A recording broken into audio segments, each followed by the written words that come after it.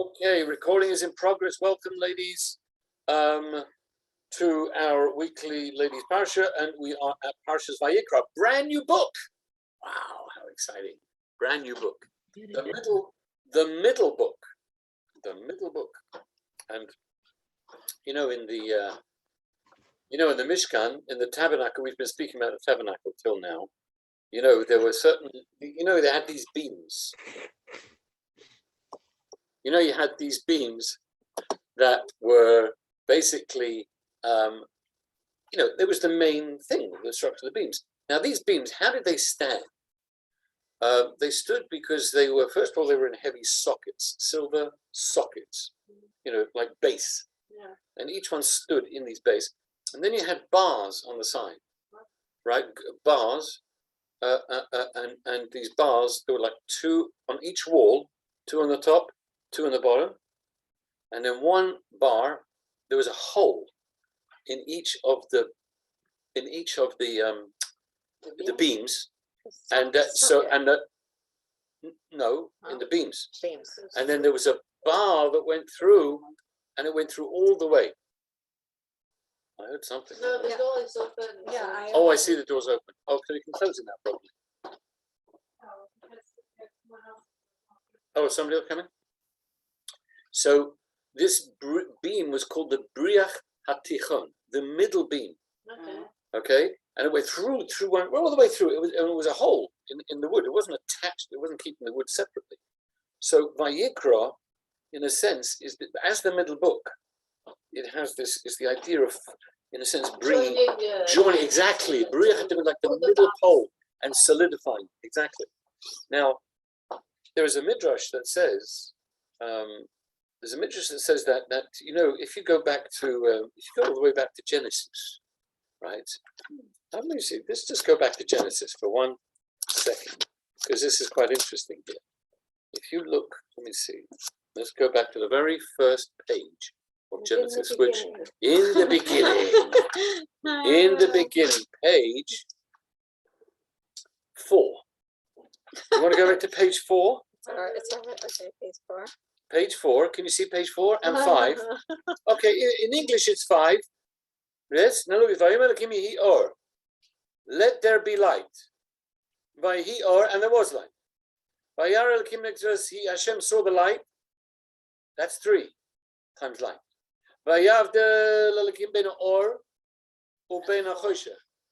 4. 5. The Midrash says the 5 lights that are mentioned in these 2 verses, because there's only 5, represent the 5 books, the Chamisha Chumshe Torah. Yeah. So that was a addition. Yeah, and it also says that, but this is interesting because we've got the first 2, which is Yehior, Vayehior, and then you've got Or Kitov. Now Kitov is the book of Vayikra. Yeah. That refers to Vayikra. Okay? Yehior is Genesis. Vayehior is Exodus, I suppose. And Kitov, or Kitov. Now, you ask, why is it Tov? So it says, the Midrash says, because there are many, many halachos, many, many laws in Vayikra. But then, of course, you can ask the question, what about Devarim? Devarim has also many, many laws. There's not so many in Shemot and Exodus. I mean, there's a lot to do with the Mishkan, to do with the Tabernacle. Bamidbar is all stories. Genesis is all stories. I mean, Bamidbar is only stories. Devarim, repeating all the mitzvahs again. So why would you say Kitov refers to Devarim as well? Also, many, many halachos. So the answer is really because the Zohar says that when a person studies Torah, many, many good things come to him. Good things. Kama tovin, many good things come to him. And when a person studies Torah, you're using your mind, you're using your brain. Vayikra is actually the most difficult of all the books, because it's to do with korbanos, it's to do with sacrifices, it's to do with tumah and tara, impurity. Very complicated, very hard. Sometimes called the chomer shebesefer. It's like hard. What's chomer mean? Chomer shebechumash. It's It's like the toughest. Chomor. Chomor. It's like it's tough. Like Homer. It's the same root. Yeah. But slightly different idea. Chomor means seriously, serious. Chomor, and really difficult. So when a person wants to try and study Torah, and he's going to study hard, Vayikra is when he's going to study the hardest. Well, he's going to study the hardest, and he's going to get the most good, as the Zohar says, Kama Tovim. So therefore we have Ki Tov. That's why it's called Tov, because Ein Tov Ela Torah. Okay. Now, of course, the question is also, we can ask a simple question. Vayikra is Vayikra El Moshe. What does Vayikra means? And he,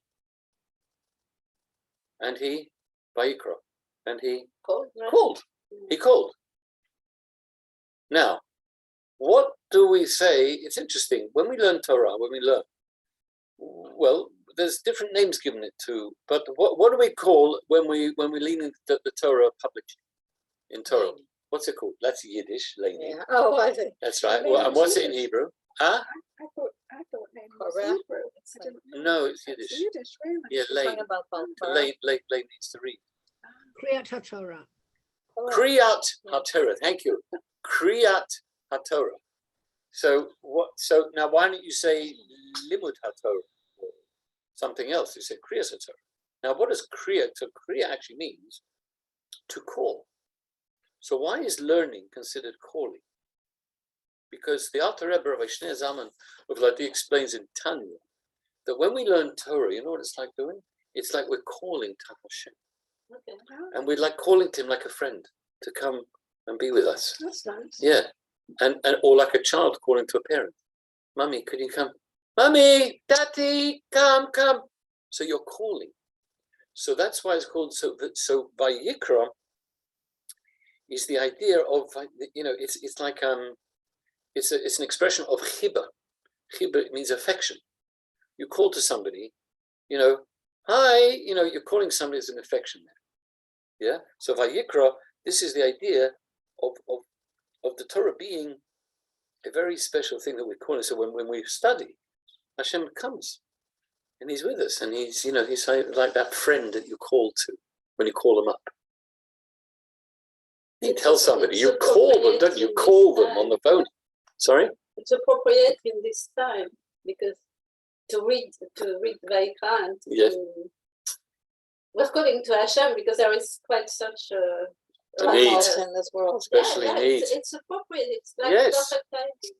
Yes, but it also shows you that we're not just sitting in a sterile, disconnected situation. We are. This is a connection with Hashem. Hashem comes with us.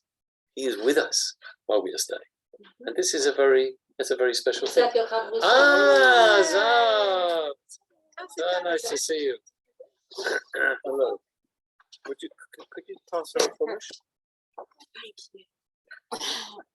Okay. So you see, we called and there she came. So we're just saying how Vayikra means to call. Vayikra, he called. So we are calling when we are studying Torah. Hashem, it's like we are calling Hashem. Kriyat Torah. So it's a beautiful idea of sort of affection and warmth and closeness. Okay. Now we're going to get back to that. By the way, I'm going to hold on to the idea of the calling and the affection. Okay. Now, if you notice, of course, one of the things you can notice about the first word in Vayikra. What do you notice about the first word? I'm giving this over to you now. This is not a trick question.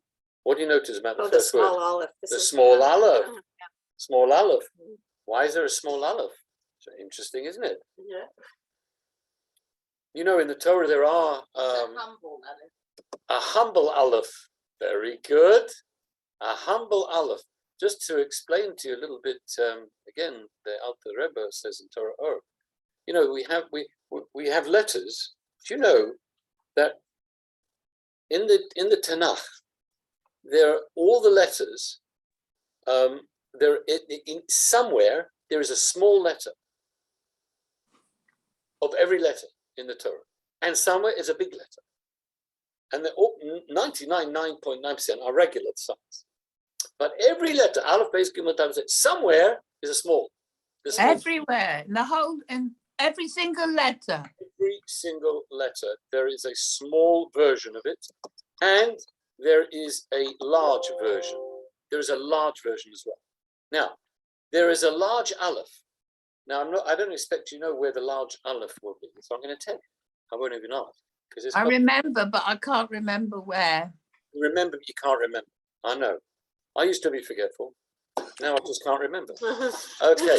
Now, so the big aleph is actually at the beginning of the book of Chronicles.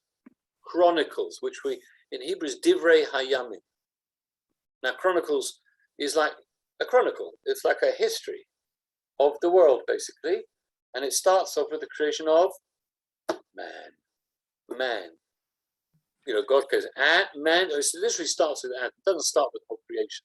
It starts with the history of the world as if from man. Okay? And the first one, Adam begat Seth. Adam Yolod Seth, whatever it is, right? And then it goes on and on and on and on and on. And then tells the history all the way down to the end of the first temple. That's Divrei Hayamim. Chronicles is the last two books of the Tanakh.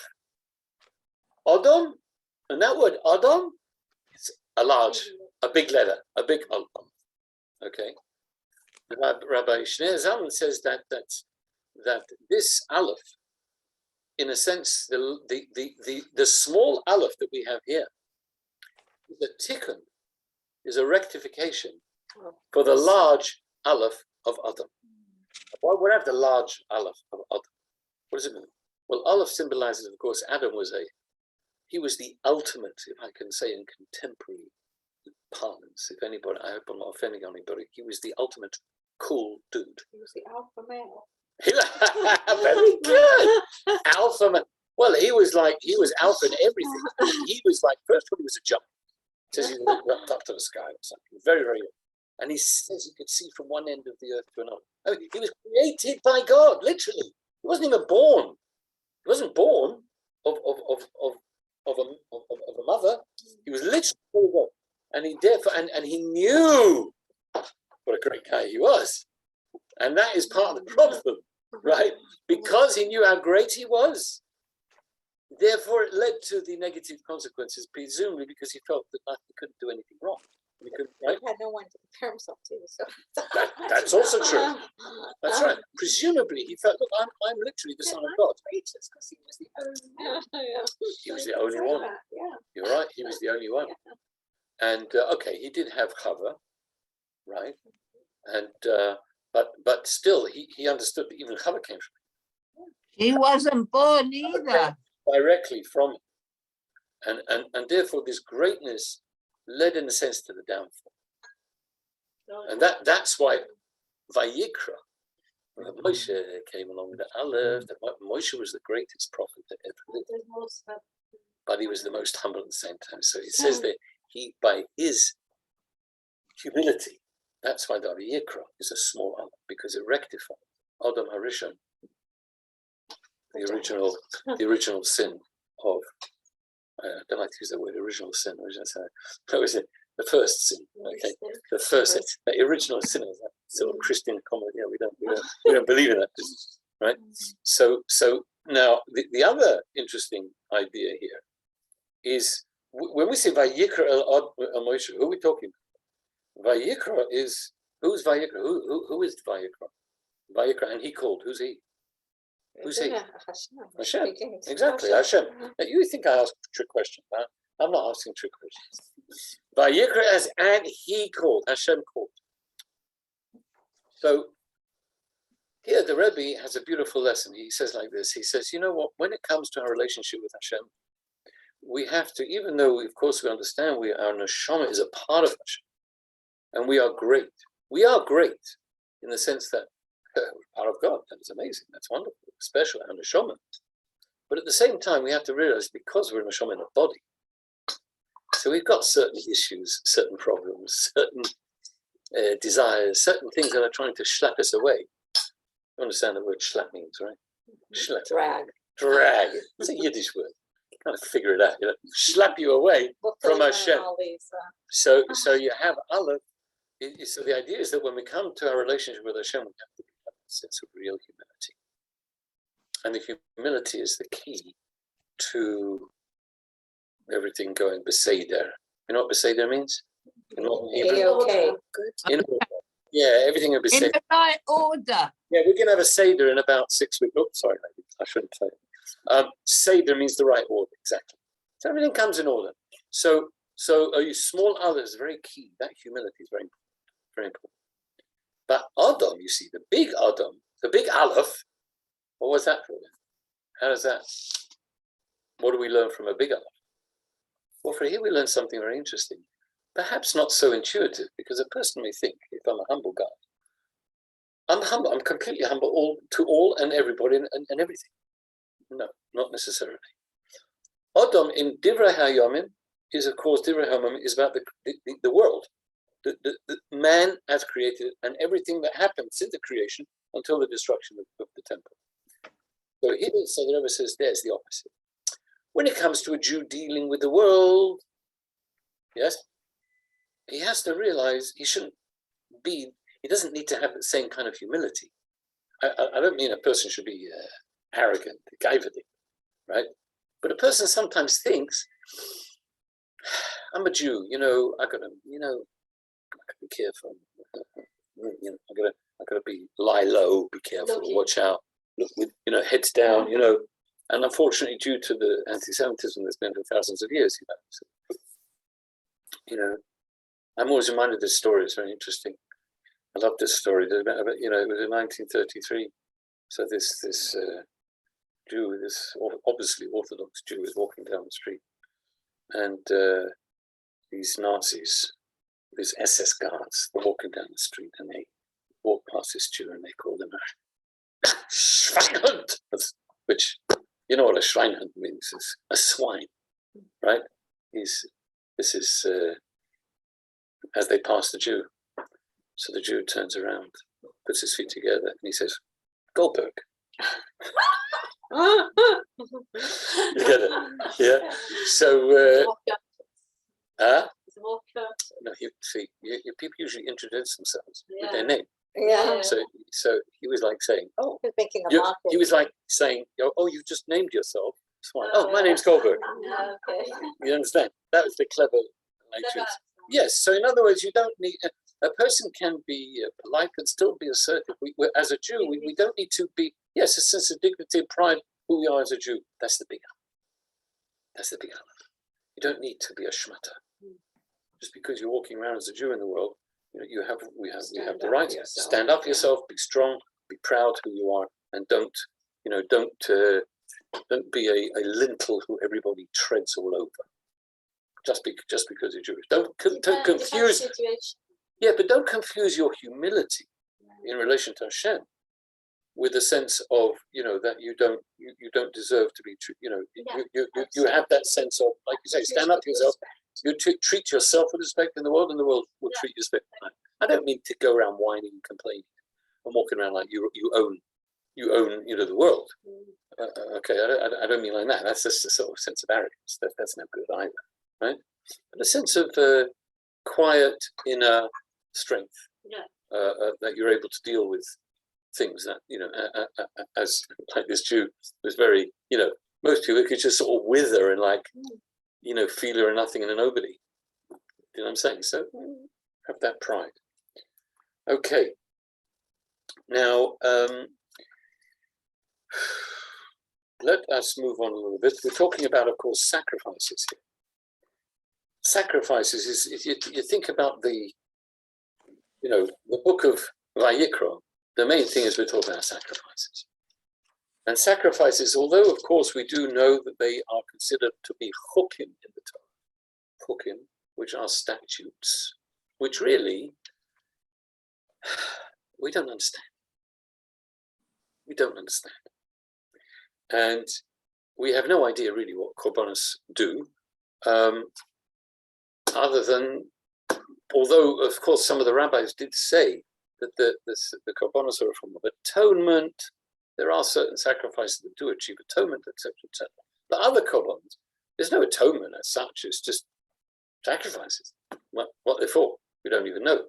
Okay, but it comes from the word korban, which of course the root of korban is karev, karav, and karav means to be karov, to be Near. close, near, exactly, karov, right? Right? Ki karov elecha hadavar ma'od. So the idea of a korban, by bringing a korban, we are coming close to Hashem. Okay. Now the expression used very often with korbanos is I want to try and find it if I can. I'm going to see if I can find it. This is always quite challenging. Oh, here we go. On page 622, 623. What Okay. chapter and verse, please? Chapter 1, verse 9. I'm sorry, I should have said the chapter and verse. We've got to get you a good Chumash, Mrs. Kimball. I'm happy with what I've got, thanks. All right. And also, Rabbi Overlander, mine are 5 separate, so it wouldn't help. Oh, I see. Okay. Chapter 1, verse 9. It's yeah.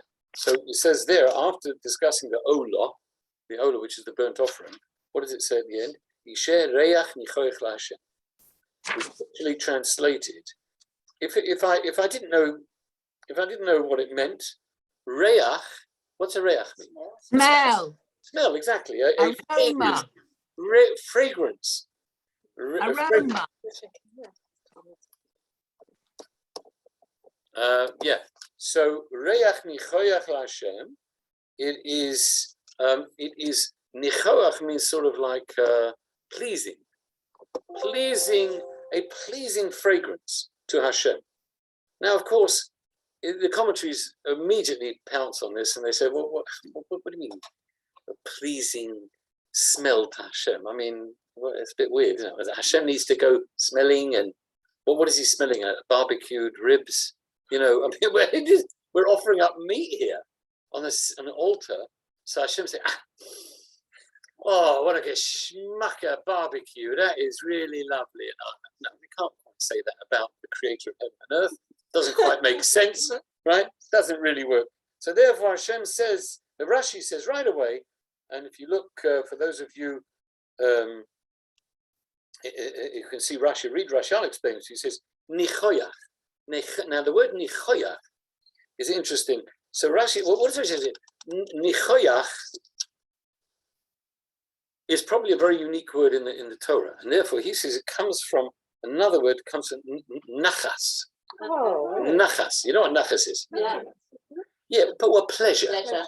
Pleasure, isn't it? Nachas. You get pleasure from you. It's a sort of a spiritual nachas. Yeah, it's not like, you know, when you eat a good meal, you say, "Oh, I really had nachas from that meal." I've never heard anybody say they had nachas after a nice meal out at a restaurant. Yes, it's the idea of spiritual pleasure. Nachas. Yeah, you get nachas from seeing your children growing and doing nice things and achieving. That's the ultimate nachas, isn't it? Right? When you go to a wedding of your children, that's nachas. Yeah. So here he says nachas ruach, and the lefana is actually a nachas ruach. So the reach nichoyach is a nachas ruach, a pleasure, a spiritual pleasure that God gets. What's the spiritual pleasure? She'omarti v'nazer etzoyni. That I said to do this, and you're doing what I told you to do. Now, you could ask, well, isn't every mitzvah like that? Every mitzvah is like, Hashem asks us to do a mitzvah, put on tefillin, keep kasher, put on mezuzahs, shake the lulav, blow the shofar. I mean, well, it's all mitzvahs, but nowhere in the Torah does it say, "Anachas reach nichoyach laHashem" when you blow the shofar, right? Or you would, you know, or shake the lulav, or you know, or eat kosher food. It doesn't say that. Only by korbanos, only by sacrifices. And here we come on to the beautiful idea. Oh, it's your message help, Mrs. Brian Della joining the class. So the idea here is that every mitzvah that we do has a benefit for us. Now, sometimes we know what the benefit is. Sometimes we don't know what the benefit is. But there is usually a benefit for us. But the thing with korbanos is very interesting because it's somewhere else it says, I'm not sure exactly here, so it says, it says they refer to the Kabbalah as lachmi, my bread. This is what Hashem says, my bread. So it's Ishel Hashem, the sacrifices are like my bread. They're for me. They're just for me. They're not for you. You don't get anything out. I mean, some of them. Some of you do get atonement, etc. But that is the reason why, when you do something out of obedience, and you know that you don't know why you're doing it, but you know you're going to get something out of it. You don't know exactly what you're going to get out of it, but you know what? Your parent told you to do something, so you sense that you're going to get something out of it, even if you don't know. But what if they tell you you're going to do something? You're going to get nothing out of this. Nothing. Only me. I'm the only one who's going to get any pleasure out of this. Well, I'm not really interested in doing that. I've got better things to do. Mm-hmm. No. You say no.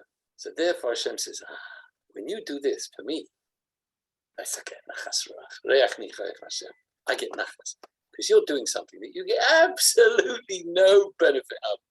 So all thinking we don't know what the benefits are. But Parshas, no, you're right. You see, but even chukim, there is no reason that we understand why we do it. But we are getting a benefit from them. Excuse me, the Kohanim are getting the benefit of having a full tummy. Yeah, but that's actually not always such a benefit. I'll tell you why.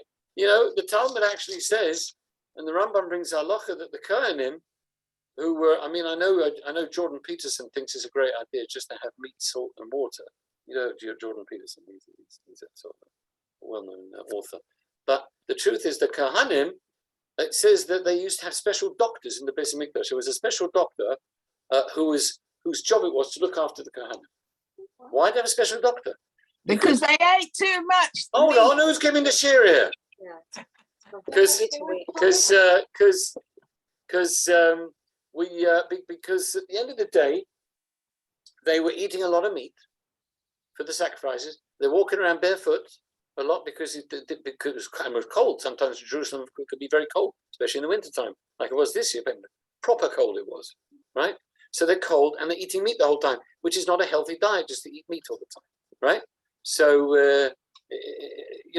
and a lot of the sacrifices were just burnt as well. Remember the daily sacrifices. There was nobody ate anything. The Kohanim didn't eat anything. Okay. Now these were the daily morning and evening, morning every single day. Okay. Nobody's eating anything. Nobody's eating anything. Who's getting anything out of this? No one. No one except Hashem. Okay. That is the idea of nachas ruach. The idea of Hashem, that we do Hashem says. That he said something, and do it. That's it.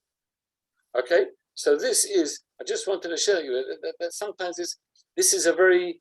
It's an important thing that sometimes, even though we don't actually have the sacrifices now, but nevertheless we have to understand this was a very important part of our Jewish life. Now, okay. So we go on to the different kinds of sacrifices, and. You know what? There's just something. If I may, I have forgotten a little something. If I may, and I hope you'll forgive me. If we could go back to the first page, Vayikra, I wanted to share something I did not actually share with you. Now, Rashi says over here, the very first Rashi, he says like this: for all the speeches, for all the sayings. And the Cholamius and all the utterings, you have to find different words for speech. Well, the Chol Sivuim and all the commandments, Kodma Kriya Lashon Chibur. This idea of Vayikra, right? We said was the idea of affection. It came before everything. Now, all it says Vayikra El Moshe Vayidaber. Do you understand? But why do you have to have Vayikra? Well, throughout the Old Torah, it just said Vayidaber Hashem Moshe, right? Vayom Moshe Moshe. It doesn't say Vayikra, Vayikra, Vayikra. It just says Vayidaber, Vayomer, by itself. So Rashi is telling us that it's here.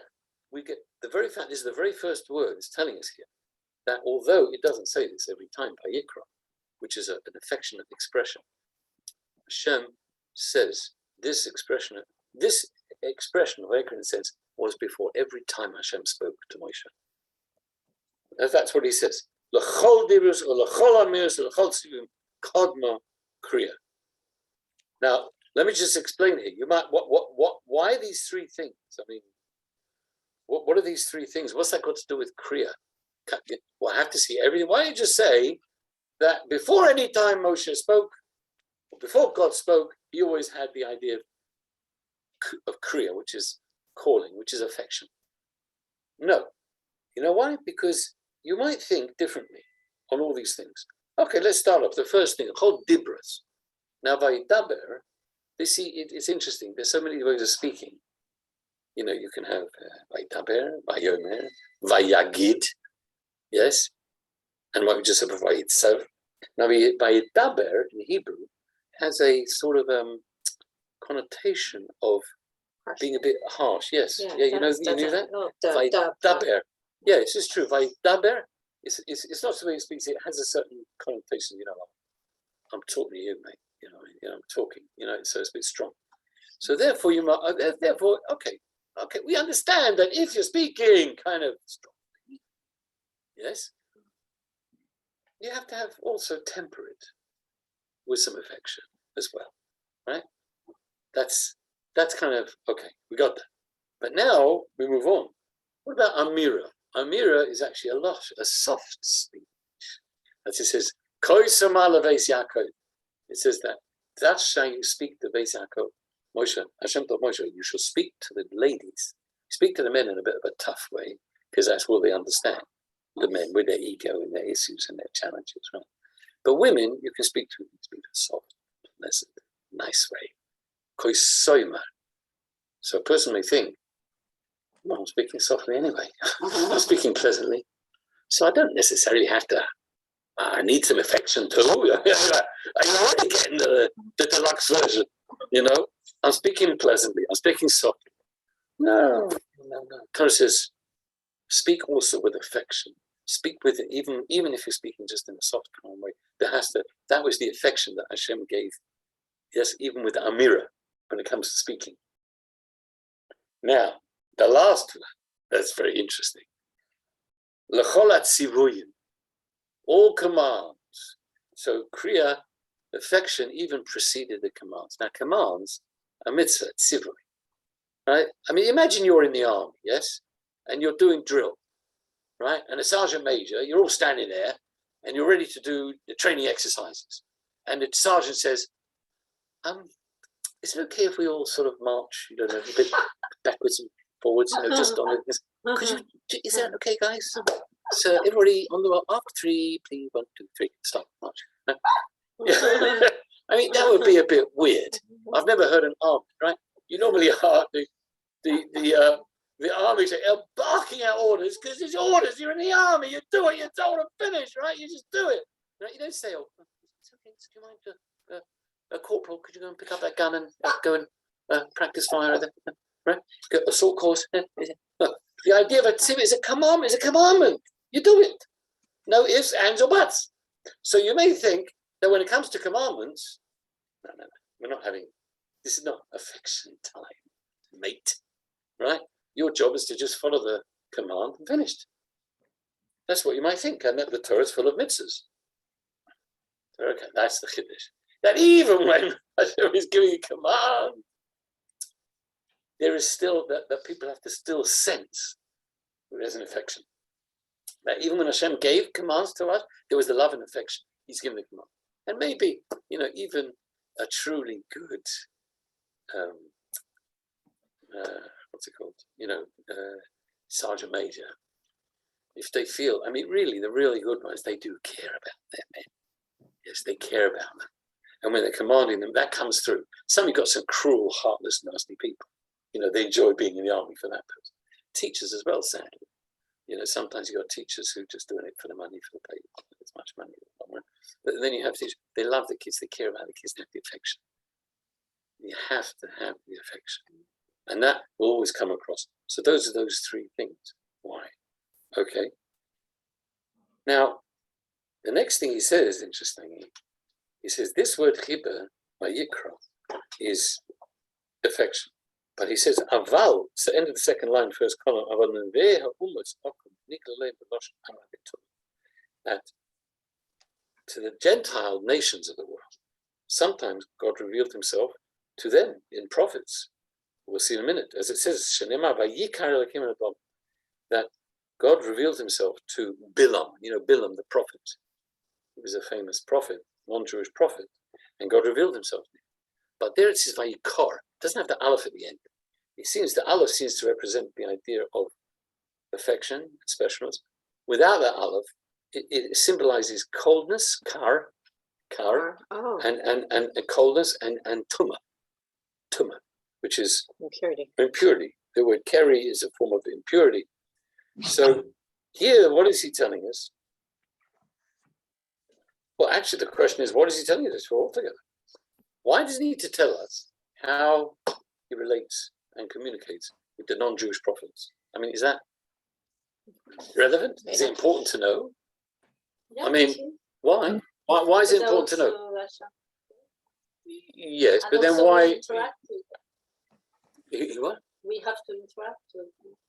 But what does it help us to know that he speaks to them in a way of tumah and keri and coldness? That's what I'm saying.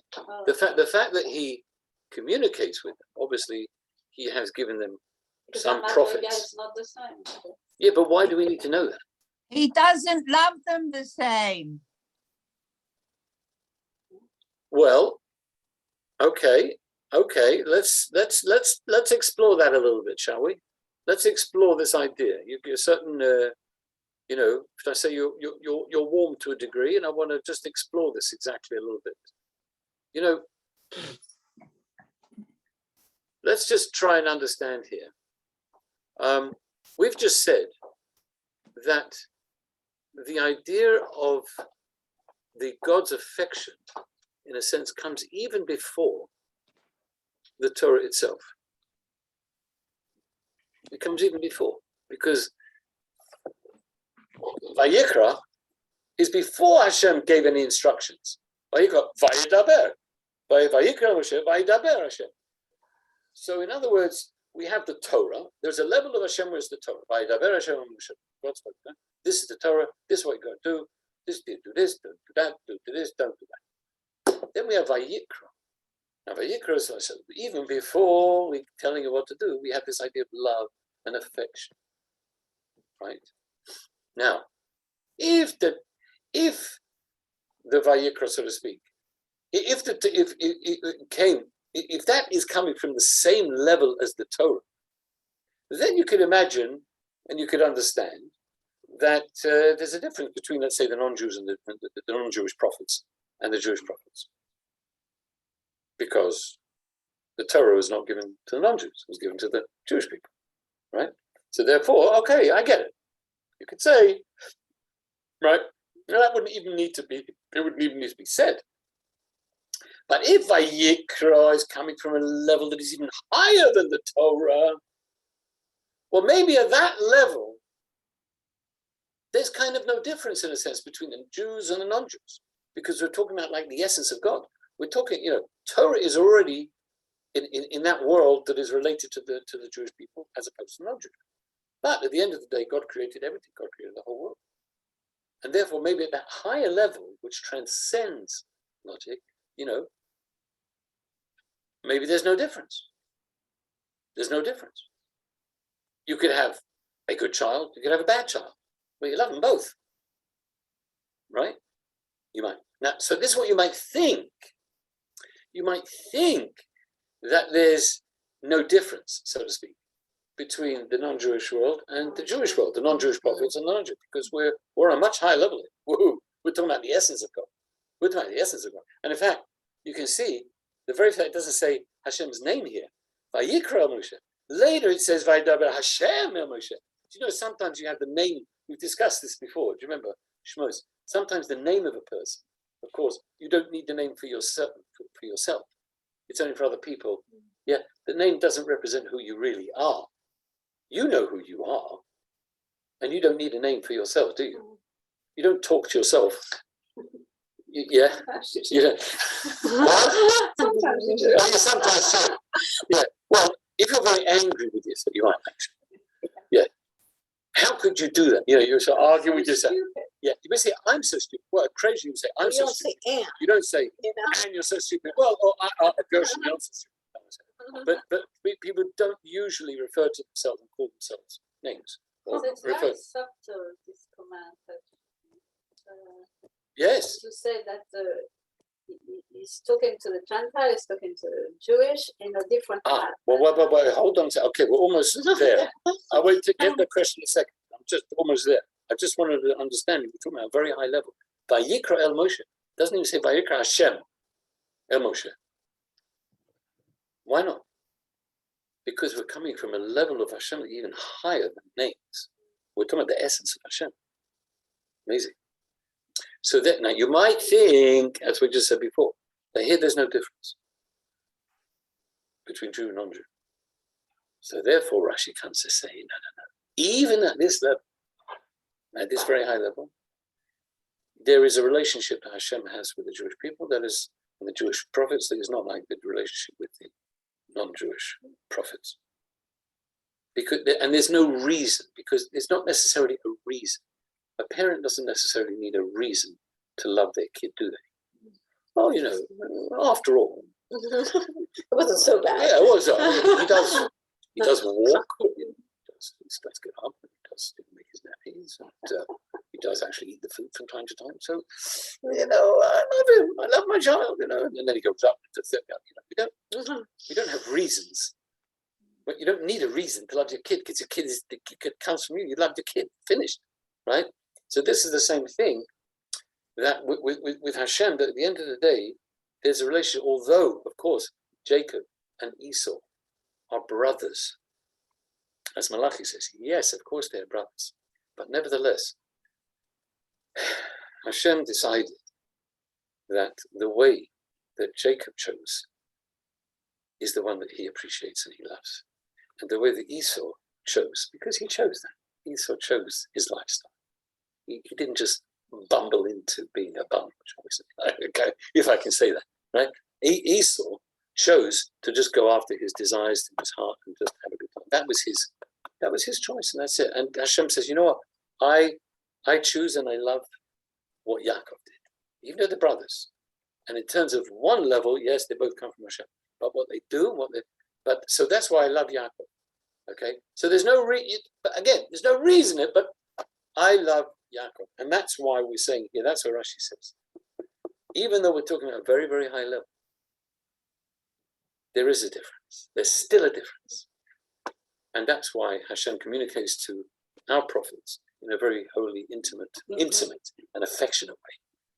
But with the prophets of the nations of the world, he sometimes reveals himself to them, but not in an intimate and affectionate way.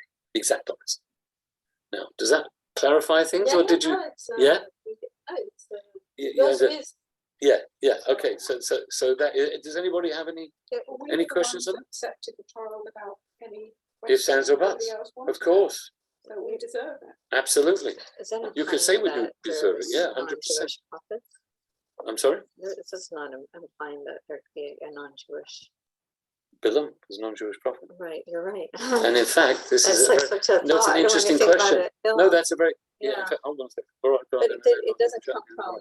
It didn't come from Klippa. It's a very interesting question. How is it possible that Hashem spoke to Bilam? He was a nasty piece of work. He was a horrible kind of a person. So the Torah tells us, that the Gentiles, one of the complaints that they would have and have had traditionally and will have by Mashiach, the time of Mashiach, if they come to Hashem and say, Lord, what do you want from us? You want, okay, you choose. You're a very moral people. You're so full of morality. But you have all the prophets. The prophets are telling you this to make you good, they drive you crazy, they give you Musa, they give you, they condemn you when you're wrong. And, if we would have had some prophets to guide us along the way, we would also be good, moral people. So he didn't give us prophets. So in order to obviate that claim, that supposition, Hashem said, okay, you know what? I'll give you a prophet. I'm going to give you a prophet like Moshe Rabbi. It says that his prophecy on the level of Moshe Rabbi. Would you believe? Bilam. Okay, and let's see what he does with it. Guess what he did? He advised everybody. He advised all the people that he came in contact with to give up any sense of basic, decent morality at all. I'm talking about now sexual morality.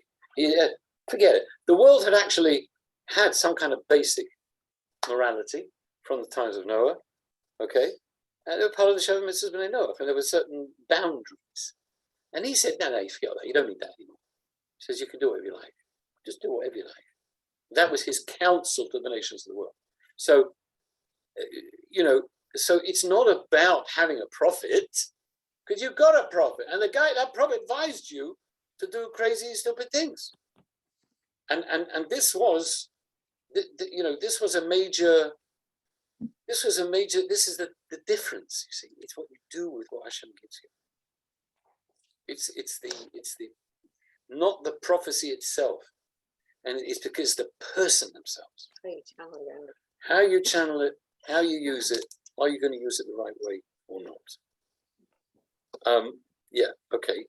No, I'm just yes, okay. So now I think the last thing I'd like to share with you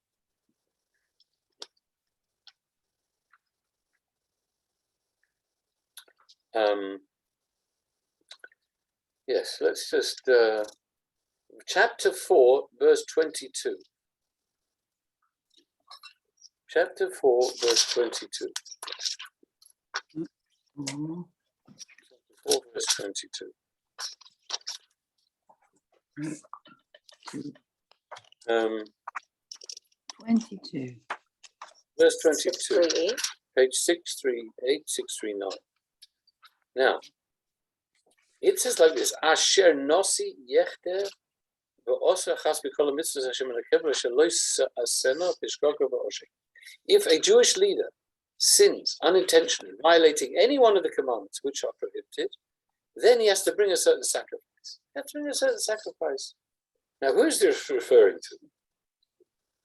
It actually says it's referring to who are we talking about here? We're talking about a king. King. It's actually a king.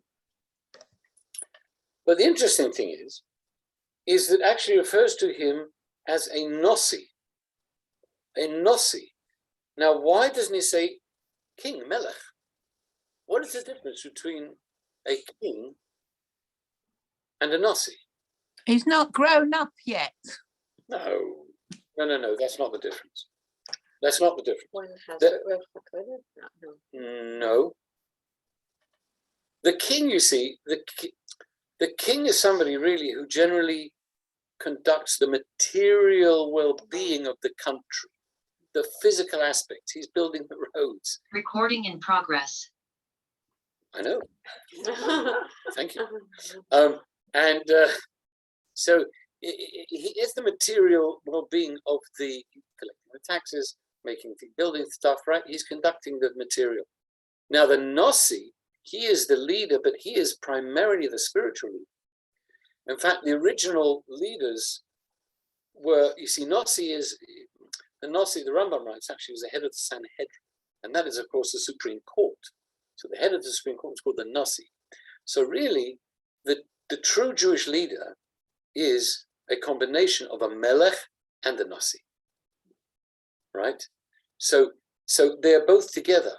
Like, for example, Moshe Rabbeinu and Yoshua, they were Nassim, they were like the Nossi, because really their spiritual leadership was prime. There was a spiritual leader. And from the spiritual leadership, they also looked after the people in a physical, material way. Yeah? Same thing with Joshua. Okay. Later on, it became like two separate things. You had the prophet, and then you had the king. Like always you had, for example, when the kings came along, the king was not usually the spiritual leader. He also had a prophet. Even David HaMelech, King David, he had a prophet. Who was his prophet? Natan Hanavi, right? And they all had Chizkiyahu, Yeshayahu, King Hezekiah had Yeshayahu. There was always the prophet, because the king by that time, things had gone, if you like, they split. The leadership had split into a physical leadership and a spiritual leadership. So here we're talking about as it is in the ideal asher nosiyech, that even somebody who is on a very high level, where he has both the spiritual leadership and the physical leadership, even he, has to also atone. He also has to atone and bring a sacrifice. And sometimes, it happens. I just heard a story this week, actually. Very interesting thing. Last week, not last Shabbat, 2 Shabbosim ago, was Shabbos Shekolim. Do you remember? I don't know if you know, it was called Shabbos Shekolim. Now, Shabbos Shekolim is a special one of the 4 Parshas before Pesach. You have 4 Parshas, and they're all kind of a build-up to this week is called Shabbos Zohar. Shabbos Zohar, right? Remember Amalek, yeah? So last 2 weeks ago, Shabbos Shekolim, whereas the idea, you bring in the shekels, and the idea is to remind people that I bring the half shekel because that was the half shekels atoned for the shekels that Haman gave over to Achashverosh to try and kill the Jews. So we remember it by the atonement by reading from Parshas Kisisa about the bringing half a shekel. Now, what happened in our shul, interestingly enough, is we started saying, I think we'd forgotten to take out the second Sefer Torah. We forgot it. Oh, right. The Rabbi forgot it, whatever, he didn't realize. And then, oh gosh, we know what to do. So, okay, it wasn't bad because you could still read, just go back a bit because there's only one Sedra away. We forgot. I felt really bad. We forgot about it. Until I heard a story, that Shabbat, that Motzei Shabbos. I heard the story that apparently in the early years of the Rebbe's Messias, the Rebbe, I believe that it was Shabbos Shkolim, and they gave the book to say the Haftorah, but somebody had forgotten that it was Shabbos Shkolim, and the Rebbe read the wrong Haftorah. So afterwards, at some point, it became clear, and the Rebbe turned and he realized what happened afterwards. And he said to the Rabbi, he said, why didn't you tell me? Why didn't you tell me? This was the wrong. And I think at one point they noticed that there was a tear in the eyes of the Rebbe, that he'd actually said the wrong thing, whatever. And this Rabbi, this funny chap, he said to him, well, he said, there are no mistakes by a Rebbe. So what did he say? He said Moshe Rabbeinu also made a mistake. He got angry. Oh no, he also made mistakes. So the Rabbi came back and he said, yeah, but Moshe Rabbeinu got angry. That's when there was a mistake. He says, but I didn't see the Rebbe was angry. He was saying like the Rebbe makes no mistakes. But the Rebbe was saying, we're fallible people. Everybody, that sometimes, and this even the conduct of the synagogue. The fact, as I say, that he read the wrong Parsha. They saw the Rebbe, there was the Rebbe, a tear in the Rebbe's eye because he'd done the wrong thing. That's not exactly a sin. It's not exactly a terrible thing. He read the wrong, these are customs, these are all minhagim. But still, you see, a person who's on a great level feels that if he's done not quite right, and you didn't push the right button, if you're on a mission to a NASA mission to the moon, and one button is pressed where it shouldn't be. That's what happened. It was like a little tile. Yeah. Oh, yeah, it was more than one time. It was a few. Yeah, but that they didn't know about. That wasn't their fault completely. Space shuttle when you were there. Yeah. Had they actually looked, then they would have actually found. Anyway, so with that in mind, we'll just we did mention a little bit about Purim. Of course, we're having Purim next week, and therefore we won't be meeting next week. Okay, but we hopefully, as it says Purim, it says that the whole month of Chodesh is things will turn over completely. The Napit, there's things where can turn over the exact opposite. Yeah. Okay. So Hashem should help that everything should turn over in And we have, Okay. that's why we drink, for example, but we don't know the difference between blessed is Mordechai and cursed is Haman, because we need the Maybe so dry. things should be switched over, you know, Mm. so that those who are trying to do crazy, stupid things, okay, their plot should be foiled, okay, and the good people who are trying to help people should, they should become the victors. ultimately. Amen. And we hope you'll join us next week for it. If you're able to, we'd be very happy to have you. We have a beautiful Sunday in the afternoon, apart from the wedding in the morning, of course. We have a beautiful banquet in the And afternoon. important to hear Parsha so far this week. Oh yes, definitely. Yeah, To hear very, the very Torah important. Parshas Zohar. Some say it's a biblical. Oh, Some say it's a biblical mitzvah to listen to the Parsha this week. So you can all go along and hear the Parsha. And if you're joining us, yeah. Okay, so thank you again, everybody. For any questions, quickly. Oh Okay. my gosh, All thank to- you. All the best. So nice to see you. See you. How are you? Miss you. See you next week. Thank you. Pleasure. Happy Purim. Happy Purim. Freilich and Purim. And Freilich and Purim. And a good Amen. Amen.